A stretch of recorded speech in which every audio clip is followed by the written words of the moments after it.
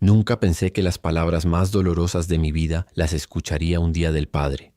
Era junio y el sol entraba por las ventanas del restaurante donde mi familia se había reunido para celebrar. Yo había llegado temprano, emocionado de pasar tiempo con mi hija Elena y mis 2 nietos. Había reservado la mesa junto a la ventana, esa que tanto le gustaba a mi esposa antes de que nos dejara. Elena llegó de la mano de David, su esposo de 5 años. Los niños corrieron hacia mí gritando «¡Abuelo!», con esa alegría pura que solo ellos saben dar. Pero algo estaba diferente en la mirada de Elena. Sus ojos evitaban los míos, y cuando traté de abrazarla, su cuerpo se tensó como si fuera un extraño. «Papá», me dijo con una voz que no reconocí. «Tenemos que hablar». Las palabras que siguieron se clavaron en mi pecho como dagas. David es quien realmente ha estado ahí para mí. Él es el verdadero padre que nunca tuve. Tú solo fuiste el hombre que vivía en nuestra casa. El restaurante siguió su ritmo normal. Las conversaciones de otras mesas continuaron. Pero para mí, el mundo se detuvo. 28 años criándola sola después de que su madre nos abandonara. 28 años de noches sin dormir cuando tenía fiebre. De carreras a entrenamientos de fútbol. De ahorrar cada centavo para su universidad. Y ahora, frente a mis nietos que no entendían por qué el abuelo tenía lágrimas en los ojos, mi hija me borraba de su vida con una sonrisa cruel. Esa noche no pude dormir. Caminé por la casa que había comprado pensando en el futuro de Elena, recordando cada rincón donde habíamos creado memorias juntos. Su cuarto seguía intacto, con los trofeos de natación que tanto la enorgullecían y las fotos de su graduación donde me abrazaba diciéndome, «Gracias por todo, papá». Recordé las noches cuando trabajaba doble turno en la fábrica para pagarle la universidad privada que tanto quería. Mientras otros padres dormían, yo empacaba cajas hasta las 2 de la mañana, con las manos agrietadas y la espalda adolorida, pero con el corazón lleno de propósito. «Es por Elena», me repetía cada noche. «Todo es por Elena». Recordé cuando se enfermó de neumonía a los 14 años. Pasé 3 semanas durmiendo en una silla del hospital, alimentándome de café y galletas de la máquina expendedora. Los doctores me decían que fuera a casa a descansar, pero yo no podía dejarla sola.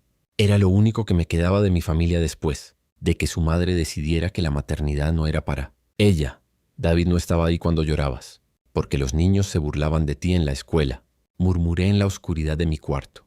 David no vendió su auto para comprarte el vestido de graduación. David no renunció a sus sueños para que tú pudieras cumplir los tuyos. Pero algo más profundo me inquietaba. Elena no era cruel por naturaleza. La conocía mejor que nadie. Alguien había envenenado su mente.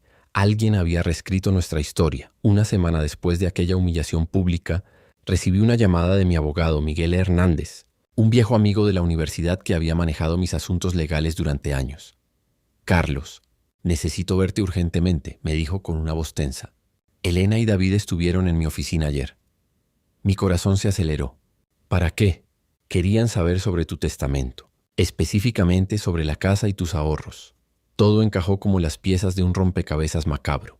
La frialdad de Elena, la sonrisa satisfecha de David durante la cena del Día del Padre, la manera calculada en que habían elegido ese día tan simbólico para humillarme. No era solo crueldad, era estrategia. Llegué a la oficina de Miguel esa misma tarde. Sus 50 años de experiencia legal se reflejaban en cada línea de su rostro curtido. Me pidieron que te convenciera de transferir la propiedad de la casa a Elena como muestra de amor paternal. «Ay», me explicó, haciendo comillas en el aire con evidente disgusto. «David sugirió que, dado tu estado de salud y tu edad, sería lo más inteligente para evitar problemas fiscales futuros». «¿Mi estado de salud?», pregunté confundido. «Estoy perfectamente bien». Miguel asintió grimly. «Exactamente lo que pensé. Carlos, creo que están planeando algo más grande. David mencionó que tú mismo habías expresado dudas sobre tu capacidad mental últimamente». La sangre se me heló. Estaban construyendo una narrativa para declararme incapaz mentalmente. Primero me aislaban emocionalmente, luego sembrarían dudas sobre mi competencia mental y finalmente se quedarían con todo lo que había trabajado para construir. Esa noche, por primera vez en semanas, sonreí. David había cometido un error fatal, subestimar al hombre que había criado a Elena sola durante décadas. Si creía que iba a rendirme sin pelear, no conocía la determinación que había forjado años de sacrificio y amor verdadero. Llamé a Miguel a primera hora del día siguiente. «Miguel, necesito que hagas algo por mí, pero tiene que ser completamente confidencial. Dime». «Carlos, quiero cambiar mi testamento, pero no de la manera que ellos esperan». Durante las siguientes 2 horas, diseñamos una estrategia que expondría las verdaderas intenciones de David y, con suerte, abriría los ojos de Elena antes de que fuera demasiado tarde. Primero, Miguel contactaría a Elena y David aparentando que yo había cedido a la presión. Les diría que había aceptado transferir la casa, pero que por protocolo legal necesitaríamos una reunión familiar formal para discutir los detalles del patrimonio. Segundo, instalaríamos discretamente un sistema de grabación en mi sala. Todo lo que dijeran quedaría registrado legalmente. Tercero, y más importante, Miguel prepararía una sorpresa que revelaría exactamente quién era David realmente. Porque durante nuestra conversación había surgido algo interesante. David había estado presionando demasiado rápido, demasiado agresivamente, como si tuviera prisa por conseguir el dinero. Carlos, me dijo Miguel con una sonrisa que no veía desde hacía años, creo que tu yerno tiene secretos que ni Elena conoce. El sábado por la tarde, mi casa se llenó de una tensión que se podía cortar con cuchillo. Elena había llegado pálida y nerviosa, evitando mirarme directamente.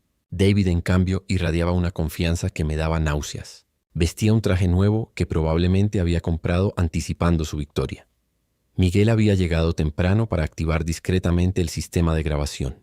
Los niños estaban con la madre de David, algo que me pareció sospechoso. ¿Por qué alejar a los nietos de una reunión familiar sobre herencias? Bueno, Carlos, comenzó David, instalándose en mi sofá como si ya fuera el dueño. Me alegra que hayas entrado en razón. Elena se merece seguridad financiera y francamente a tu edad manejar propiedades puede ser complicado. Elena sintió débilmente, pero pude ver que algo la inquietaba. Mis ojos de padre entrenado notaron cómo se mordía el labio inferior, un hábito que tenía desde niña cuando sabía que estaba haciendo algo malo. Sí, continué, siguiendo el guión que Miguel y yo habíamos ensayado. He estado pensando mucho sobre lo que dijiste el día del padre, Elena. Sobre David siendo el verdadero padre. Las palabras sabían amargas en mi boca, pero era necesario. David sonrió ampliamente. Exacto. Y como el verdadero proveedor de esta familia, creo que es justo que yo maneje las finanzas familiares. Por el bien de todos, el verdadero proveedor. Pregunté fingiendo confusión. ¿A qué te refieres exactamente, David? Bueno, se reclinó en el sofá. Yo soy quien realmente cuida de Elena ahora. Quien paga sus gastos, quien la protege. Tú fuiste importante en el pasado, pero el presente me pertenece. Miguel y yo intercambiamos miradas. David estaba cavando su propia tumba con cada palabra arrogante. Interesante, dijo Miguel abriendo su maletín. Porque tengo aquí algunos documentos financieros de Elena que sugieren lo contrario. David se tensó inmediatamente. ¿Qué tipo de documentos? Bueno, como abogado de Carlos, tuve que revisar las finanzas familiares para el proceso de transferencia. Miguel habló con la calma de un depredador acechando. Y descubrí algo fascinante. Elena, ¿sabías que durante los últimos 3 años David ha estado transfiriendo dinero de tus cuentas conjuntas a una cuenta personal? Elena se puso pálida. ¿Qué? David, ¿de qué está hablando? Son inversiones, tartamudeó David. Para nuestro futuro. Miguel sonrió fríamente. ¿Inversiones? ¿Como la cuenta bancaria en Las Vegas? ¿O los pagos recurrentes a servicios de entretenimiento nocturno Inc.? El silencio que siguió fue ensordecedor. Elena miraba a David con horror creciente, mientras que él parecía un animal acorralado. Elena, continuó Miguel, ¿sabías que David solicitó 3 préstamos usando tu información crediticia sin tu conocimiento? ¿O que ha estado vendiendo algunos de los regalos que tu padre te dio durante años? Mientes, explotó David poniéndose de pie. Esto es una trampa. ¿Una trampa? Pregunté, sintiendo que la ira que había contenido durante semanas finalmente encontraba su voz. Como la trampa que me tendiste el día del padre. Como envenenar la mente de mi hija contra mí para quedarte con mi dinero. Elena comenzó a llorar, pero no eran lágrimas de tristeza. Eran lágrimas de reconocimiento, de una verdad que había estado negando. David comenzó a caminar de un lado a otro como una fiera enjaulada, su máscara de yerno perfecto completamente destruida. No tienes idea de lo que he tenido que soportar, gritó apuntándome con el dedo. Vivir a la sombra de San Carlos, el Padre perfecto. Elena no puede pasar un día sin mencionar lo maravilloso que eres, lo mucho que sacrificaste por ella. Estoy harto de competir con un fantasma. ¿Fantasma? Elena se puso de pie temblando. David, él es mi padre. Me crió solo después de que mi madre nos abandonara. Exacto. David se volvió hacia ella con una crueldad que me heló la sangre. Te abandonó una vez, ¿no? ¿Qué te hace pensar que él no hará lo mismo? Al menos yo soy honesto sobre lo que quiero. Miguel aprovechó el momento. ¿Honesto? Como cuando le dijiste a Elena que su padre había estado cuestionando su salud mental para declararla incompetente. O cuando inventaste que él había estado hablando mal de ella con los vecinos. Elena me miró con ojos llenos de horror y comprensión. David, ¿hiciste eso? Tuve que hacerlo. David ya no podía controlar su rabia. Eres demasiado ciega para ver que tu precioso papá te está manipulando. Todo ese dinero, esa casa, esos ahorros deberían ser nuestros. Hemos cuidado de él, hemos fingido que nos importa. Las palabras salieron como balas, destruyendo años de manipulación en segundos. ¿Fingido? Elena se llevó las manos a la boca. ¿Fingido que te importa mi padre? Por supuesto que fingí. David estaba completamente fuera de control ahora. ¿Crees que realmente disfruto las cenas familiares, las historias sobre tu infancia? ¿Pretender que respeto al viejo? Miguel siguió presionando. Y el plan era aislar a Elena de su padre, hacerla dependiente emocionalmente de ti y luego reclamar la herencia antes de que Carlos pudiera cambiar de opinión, ¿verdad? David se quedó callado, pero su silencio era una confesión más poderosa que cualquier palabra. Elena se dejó caer en el sofá, cubriéndose el rostro con las manos. Por primera vez en meses me acerqué a ella, y esta vez no se alejó. «Mija», le dije suavemente, usando el apodo que no había usado desde que era niña, «¿puedes perdonar a tu viejo papá por permitir que esto llegara tan lejos?» Ella levantó la vista, sus ojos rojos de llorar. «¿Perdonarte? Papá, soy yo quien necesita perdón. Dios mío, las cosas que te dije, las cosas horribles que dije. David me convenció de que tú estabas tratando de controlar mi vida», sollozó. «Me dijo que quería separarme de él, que estaba celoso de nuestro matrimonio. Me hizo creer que cada regalo que me dabas venía con condiciones ocultas». Miguel intervino, su voz profesional pero gentil. «Elena, según nuestros registros, David ha estado planeando esto desde antes de casarse contigo. Los préstamos, las transferencias de dinero, incluso el momento de la confrontación del Día del Padre, todo estaba calculado. David, viendo que su mundo se desmoronaba, hizo un último intento desesperado. Elena, no puedes creerles. Soy tu esposo, el padre de tus hijos». «No», dijo Elena poniéndose de pie con una fuerza que no había visto en años. «El padre de mis hijos es el hombre que me enseñó lo que significa el amor incondicional, el hombre que trabajó 2 empleos para darme una educación, el hombre que nunca, ni una sola vez me pidió nada a cambio de su amor». Se volvió hacia mí, lágrimas corriendo por sus mejillas. «Papá, he sido tan estúpida, tan ciega». «No, mija», le dije, abrazándola por primera vez en meses. «Fuiste manipulada por alguien en quien confiabas. Eso no te hace estúpida, te hace humana». 3 semanas después estábamos en la corte familiar. David había contratado un abogado y estaba demandando por la custodia de los niños y la mitad de todos los bienes matrimoniales, incluyendo sorprendentemente una parte de mi herencia como patrimonio familiar construido durante el matrimonio. El juez Martínez, un hombre mayor con décadas de experiencia en casos familiares, revisó los documentos con expresión seria. David se veía confiado, creyendo que su estrategia legal todavía podría funcionar. «Su señoría», comenzó el abogado de David, «mi cliente contribuyó significativamente al bienestar familiar y merece una compensación justa por los años invertidos en esta relación». Miguel se levantó tranquilamente. «Su señoría, me gustaría presentar evidencia audiovisual de la verdadera naturaleza de las contribuciones del señor David». Cuando la grabación de nuestra reunión familiar comenzó a reproducirse en la corte, el rostro de David se desplomó. Su propia voz llenó la sala, confesando su manipulación, su desprecio por mí, sus mentiras calculadas y su plan para robar el patrimonio familiar. Pero el momento que nunca olvidaré fue cuando la grabación llegó a la parte donde David gritaba: «Por supuesto que fingí. ¿Crees que realmente disfruto las cenas familiares?» El juez Martínez no pudo contenerse. Se echó a reír, una risa profunda y genuina que resonó por toda la corte. «En 30 años como juez», dijo secándose los ojos, «nunca había visto a alguien destruir su propio caso tan completamente. Señor David, usted acaba de proporcionarnos la evidencia más clara de manipulación emocional y fraude matrimonial que he visto jamás. La decisión fue rápida y contundente. David perdería la custodia.